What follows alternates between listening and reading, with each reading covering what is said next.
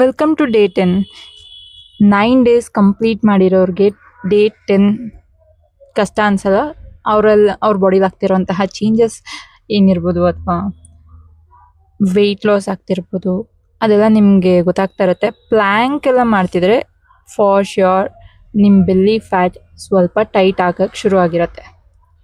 ಮತ್ತು ನೀವು ಊಟ ಮೊದಲಿನ ಥರ ನೀವೇ ತಿನ್ನಬೇಕು ಅನ್ಸಿದ್ರು ಅಷ್ಟು ತಿನ್ನೋದಕ್ಕಾಗೋದಿಲ್ಲ. ಸ್ವಲ್ಪ ತಿಂತಿದ್ದ ಹಾಗೆ ಹೊಟ್ಟೆ ತುಂಬಿದ ಹಾಗೆ ಅನಿಸುತ್ತೆ. ನೀವು ಕರೆಕ್ಟಾಗಿ ಪ್ರಪೋರ್ಷನ್ಸ್ನ ಫಾಲೋ ಮಾಡಿದರೆ, food ಪ್ರಪೋರ್ಷನ್ಸ್ನ.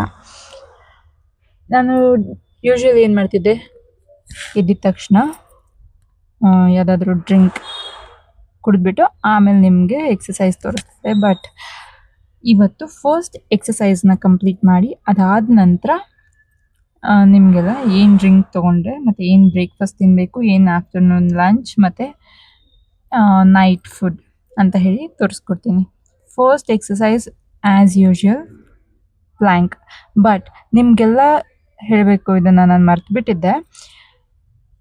Before doing any exercises I request you people to warm up ಮಾಡಿದ ನಂತರನೇ ನೀವು ಎಕ್ಸಸೈಸ್ ಸ್ಟಾರ್ಟ್ ಮಾಡಬೇಕು. ಈವನ್ ಆಫ್ಟರ್ ಎಕ್ಸಸೈಸ್ ನೀವು ಬಾಡಿನ ಸ್ಟ್ರೆಚ್ ಮಾಡಬೇಕು. ಯಾಕಂದರೆ ಡೇ ಬೈ ಡೇ ನೀವು ಎಕ್ಸಸೈಸ್ ಜಾಸ್ತಿ ಟೈಮ್ ಹೋಲ್ಡ್ ಮಾಡೋದ್ರಿಂದ ಮತ್ತು ತುಂಬ ಎಕ್ಸಸೈಸ್ ಆ್ಯಡಪ್ ಆಗ್ತಾ ಹೋಗುತ್ತೆ. ಎಲ್ಲೂ ಮಸಲ್ ಕ್ರ್ಯಾಂಪ್ ಆಗಬಾರ್ದು ಅನ್ನೋ ಕಾರಣಕ್ಕೋಸ್ಕರ ಬಿಫೋರ್ ಎಕ್ಸಸೈಸ್ ಮತ್ತು ಆಫ್ಟರ್ ಎಕ್ಸಸೈಸ್ ವಾರ್ಮ್ ಅಪ್ ಮತ್ತು ಕೂಲ್ ಡೌನ್ ತುಂಬ ಇಂಪಾರ್ಟೆಂಟ್.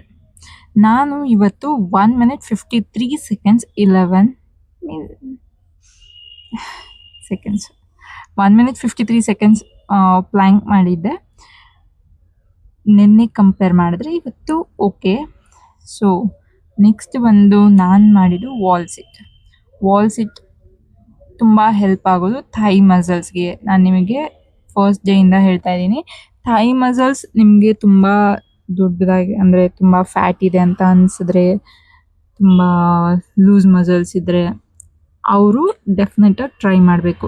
ಇದು ಆ್ಯಪ್ಸ್ಗೂ ವರ್ಕ್ ಆಗುತ್ತೆ ಮತ್ತು ಥೈಸ್ಗೂ ಮತ್ತು ನೀ ಮತ್ತು ಥೈಸ್ಗೆ ಏನು ಜಾಯಿಂಟ್ ಇರುತ್ತೆ ಅಲ್ಲಿ ಎಕ್ಸಾಕ್ಟಾಗಿ ತುಂಬ ಚೆನ್ನಾಗಿ ಏನು ಮಸಲ್ಸ್ ಎಲ್ಲ ಸ್ಟ್ರೆಂತ್ ಆಗುತ್ತೆ, ಸ್ಟ್ರೆಂತ್ ವರ್ಕ್ ನಡೆಯುತ್ತೆ ಅಲ್ಲಿ.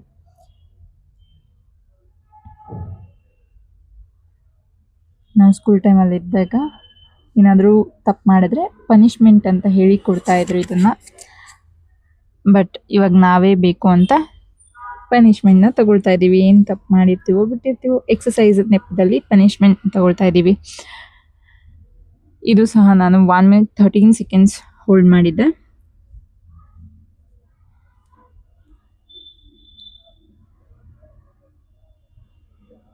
ಇದು ಶೋಲ್ಡರ್ ಬ್ಲೇಡ್ಸ್ ಪ್ರಾಪರ್ ಶೇಪ್ಗೆ ಬರೋದಕ್ಕೋಸ್ಕರ ಇದು. ನೀವು ಎಕ್ಸಸೈಸ್ ಮಾಡಿದ್ಮೇಲೆ ಬೇಕಿದ್ರೆ ವಾಕಿಂಗ್ ಮಾಡ್ಬೋದು. ಮತ್ತು ನೈಟ್ ಟೈಮ್ ಊಟ ಆದಮೇಲೆ ದಯವಿಟ್ಟು ಮಲ್ಕೋಬೇಡಿ.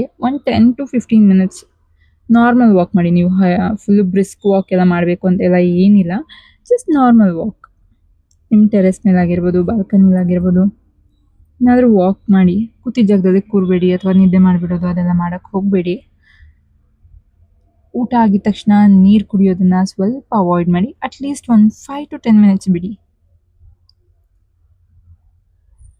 ಅದಾದ ನಂತರ ನಿಮ್ಗೆ ಎಷ್ಟು ಕುಡಿಬೇಕನ್ಸುತ್ತೆ ಕುಡಿಯೋರಂತೆ.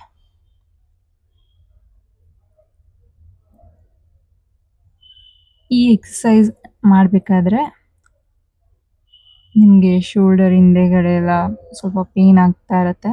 ಯಾಕಂದರೆ ಮಸಲ್ಸ್ ಮೂವ್ ಹಾಕೋದು ಸ್ವಲ್ಪ ಪೇನ್ಫುಲ್ ಆಗಿರುತ್ತೆ. ಒಂದೇ ಫುಲ್ ನೀವು ಅದು ಹ್ಯಾಂಡ್ಸು ಗೋಡೆಗೆ ಟಚ್ ಆಗಬೇಕು ಕಂಪ್ಲೀಟಾಗಿ. ನಾನು 1 minute 12 seconds ಮಾಡಿದ್ದೆ. ಇದಾದ ನಂತರ ಹೈ ನೀಸ್ ಲೋವರ್ ಅಬ್ಡಾಮಿನಲ್ಗೆ ಬೆಸ್ಟ್ ಎಕ್ಸಸೈಸ್. ಇದನ್ನು ನೀವು ಇನ್ನೂ ಸ್ಪೀಡಪ್ ಮಾಡ್ಕೊಳ್ಬೋದು, ಜಂಪ್ ಮಾಡಿಕೊಂಡು ಮಾಡ್ಬೋದು. ನಾನಿವಾಗ ಬಿಗಿನರ್ ಲೆವೆಲ್ ಇರೋದ್ರಿಂದ ಏನು 30 days ಇದೆ, ಆ 30 days ನಾನು ಇದೇ ರೀತಿ ಮಾಡ್ತೀನಿ. ಇದು ಬಿಗಿನರ್ ಲೆವೆಲ್. ಇಂಟರ್ಮೀಡಿಯೇಟ್ ಲೆವೆಲ್ಗೆ ಜಂಪ್ ಮಾಡ್ಕೊಂಡು ಮಾಡಬೇಕು. ಸೊ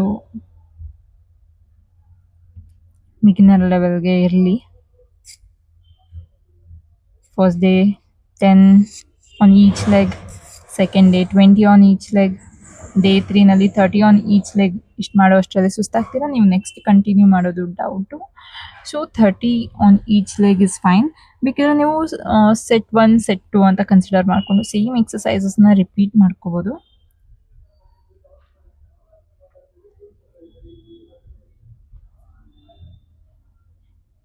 ಇದು ಲವ್ ಹ್ಯಾಂಡಲ್ಸ್ಗೆ,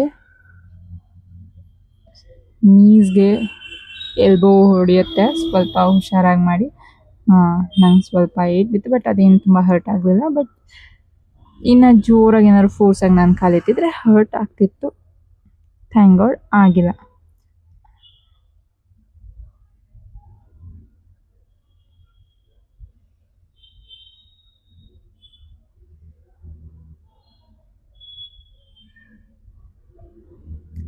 ಸ್ಕಿಪ್ಪಿಂಗ್ ರೋಪ್ ಇರೋರು ಯು ಕ್ಯಾನ್ ಯೂಸ್ ದ್ಯಾಟ್.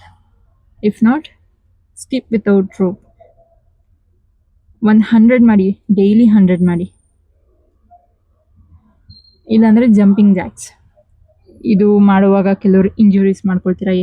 ಹೇಗೆ ಇಂಜುರಿ ಆಗುತ್ತೆ ಅಂದರೆ, ತುಂಬ ಹೈಟಿಗೆ ಜಂಪ್ ಮಾಡೋದು, ಅಥವಾ ಫುಲ್ಲು ಹೀಲ್ ಇರುತ್ತಲ್ಲ ಅದನ್ನು ಸಡನ್ನಾಗಿ ನೆಲದ ಮೇಲೆ ದಬ್ ಅಂತ ಇಡೋದು, ಅದೆಲ್ಲ ಮಾಡಬಾರ್ದು. ತುಂಬ ಲೈಟಾಗಿ ಒಂದು 1/2 ಇಂಚ್ ಕಾಲೆತ್ತಿದ್ರೆ ಸಾಕು. ನೀವು 1/2 ಇಂಚ್ 1 ಇಂಚ್ ನೆಲದ ಮೇಲಿಂದ 1 ಇಂಚಷ್ಟು ಜಂಪ್ ಮಾಡಿದರೆ ಸಾಕು. ತುಂಬ ಓವರಾಗೆಲ್ಲ ಜಂಪ್ ಮಾಡೋಕ್ಕೆ ಹೋಗ್ಬೇಡಿ. ಎಕ್ಸಸೈಸ್ ಎಲ್ಲ ಆದ ನಂತರ ನಾನು ಬಾಡಿ ಫುಲ್ ಕಂಪ್ಲೀಟಾಗಿ ಸ್ಟ್ರೆಚ್ ಮಾಡ್ಕೊಳ್ತಾ ಇದ್ದೀನಿ. ನೀವು ಸಹ ಬಾಡಿ ಸ್ಟ್ರೆಚ್ ಮಾಡ್ಕೊಳ್ಬೇಕು, ಇಲ್ಲಾಂದರೆ ಅಲ್ಲಲ್ಲೇ ಮಸಲ್ ಕ್ರಾಂಪ್ ಬಂದುಬಿಡುತ್ತೆ. ನೀವು ನೆಕ್ಸ್ಟ್ ಡೇ ಎದ್ದು ವರ್ಕೌಟ್ ಮಾಡೋದಕ್ಕೆ ಆಗೋದಿಲ್ಲ. ನೀ ಇಂಜುರೀಸ್ ಎಲ್ಲ ಆಗಿರೋರು ದಯವಿಟ್ಟು ಮಾಡೋಕ್ಕೆ ಹೋಗ್ಬೇಡಿ. ನೀ ಇಂಜುರೀಸ್ ಇರುತ್ತೆ, ತುಂಬ ಶಾರ್ಪ್ ಪೇಯ್ನ್. ನೀವು ಯಾವಾಗ ಎಕ್ಸಸೈಸ್ ಮಾಡಬಾರ್ದು ಗೊತ್ತಾ? ತುಂಬ ಶಾರ್ಪ್ ಪೇಯ್ನ್ ಅಂದರೆ ಒಳಗಡೆ ಏನೋ ತುಂಬ ಹಿಂಗೆ ಕಾಲಿಟ್ಟರೆ ನೋವಾಗುತ್ತೆ, ಆ ಥರ ಎಲ್ಲ ಆದರೆ ದಯವಿಟ್ಟು ಮಾಡಬೇಡಿ. ಕೆಲವ್ರಿಗೆ ಆ ಥರ ಪೇಯ್ನ್ ಇರುತ್ತೆ, ಪೇಯ್ನ್ ಕಡಿಮೆ ಆಗುತ್ತೆ ಅನ್ನೋ ಕಾರಣಕ್ಕೋಸ್ಕರ ಮಾಡಿಬಿಡ್ತೀರಾ, ಅದು ತಪ್ಪು. ಸ್ಟ್ರೈನ್ ಆಗೋದು, ಮಸಲ್ ಸ್ಟ್ರೈನ್ ಆಗೋದು ಬೇರೆ, ಮತ್ತು ಶಾರ್ಪ್ ಪೇಯ್ನ್ ಬರೋದು ಬೇರೆ. ಎರಡಕ್ಕೂ ಡಿಫ್ರೆನ್ಸ್ ಇದೆ. ಮಸಲ್ ಸ್ಟ್ರೈನ್ ಆದರೆ ಯಾರಪ್ಪ ಮಾಡೋದು, ಸುಸ್ತಾದಂಗೆ ಅನಿಸೋದು, ಆ ಥರ ಬಂದರೆ ಮಸಲ್ ಸ್ಟ್ರೈನ್ ಆಗ್ತಿದೆ ಅಂತ. ನೀವು ತುಂಬ ಕಾಲು ಎತ್ತಿಡೋಕ್ಕಾಗ್ತಿಲ್ಲ, ಎತ್ತಿಟ್ರೆ ನೋವಾಗುತ್ತೆ ಅನ್ನೋ ಥರ ಇದ್ದರೆ ಅದೆಲ್ಲ ಅವಾಯ್ಡ್ ಮಾಡಿ ಎಕ್ಸಸೈಸ್ನ. ಜಸ್ಟ್ ವಾಕ್, ಸಿಂಪಲ್ ವಾಕ್ ಮಾಡ್ಕೊಳ್ಳಿ. ನಾನು ಇವತ್ತು ಕುಡಿದಂತಹ ಡ್ರಿಂಕ್ ಬಂದು ಓಂ ಕಾಳು, ಎಲ್ರಿಗೂ ಗೊತ್ತಿದೆ ಅಂದ್ಕೊಳ್ತೀನಿ. ಅದು 1 ಸ್ಪೂನ್ ತೊಗೊಂಡಿದ್ದೀನಿ. ಆ 1 ಸ್ಪೂನ್ಗೆ 1.5 ಗ್ಲಾಸ್ ಆಫ್ ವಾಟರ್ ಹಾಕ್ತೀನಿ. ಆ 1.5 ಗ್ಲಾಸು 1 ಗ್ಲಾಸ್ ಆಗುವಷ್ಟು ಚೆನ್ನಾಗಿ ನೀರನ್ನು ಕುದಿಸ್ತೀನಿ. ಇದು ಕುದಿಸಿ ಸ್ವಲ್ಪ ಬೆಚ್ಚಗಿರ್ಬೇಕಾದ್ರೆ ಕುಡಿಬೇಕು. ತುಂಬ ಬಿಸಿ ಕುಡಿಯೋರು ಕುಡಿಬೋದು, ಬಟ್ ತುಂಬ ಬಿಸಿ ಬೇಡ, ನಾಲ್ಗೆ ಸುಡುತ್ತೆ, ಒಳಗಡೆ ಇಂಟರ್ನಲ್ ಆರ್ಗನ್ಸ್ ಡ್ಯಾಮೇಜ್ ಆಗುತ್ತೆ. ಸೊ ಯಾವಾಗ್ಲೂ ಸ್ವಲ್ಪ ಲ್ಯೂಕ್ ವಾರ್ಮ್ ವಾಟರ್ನ ಯೂಸ್ ಮಾಡಿ. ನಾನು ಗಾಜಿನ ಲೋಟಕ್ಕೆ ಹಾಕ್ಕೊಳ್ಳೋದ್ರಿಂದ ಸ್ವಲ್ಪ ಉಗುರು ಬೆಚ್ಚಗಿರೋವಾಗ ಹಾಕ್ಕೊಳ್ತೀನಿ, ಜಾಸ್ತಿ ಬಿಸಿ ಹಾಕ್ಕೊಳ್ಳೋದಿಲ್ಲ. ಕಾಫಿ ಟೀ ಕುಡಿಯೋರ ಥರ ಎಲ್ಲ ಕುಡಿಯೋರು ಸ್ವಲ್ಪ ನೋಡ್ಕೊಂಡು ಕುಡಿಯಿರಿ, ನಾಲ್ಗೆ ಸುಡುತ್ತೆ. ಇದು ಇವತ್ತಿನ ಮಾರ್ನಿಂಗ್ ಡ್ರಿಂಕ್.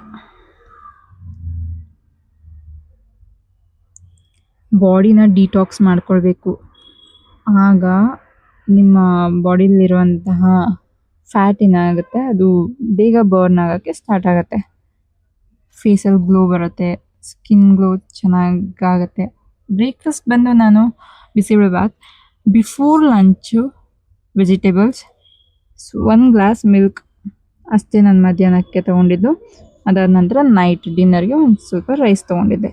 ಥ್ಯಾಂಕ್ಸ್.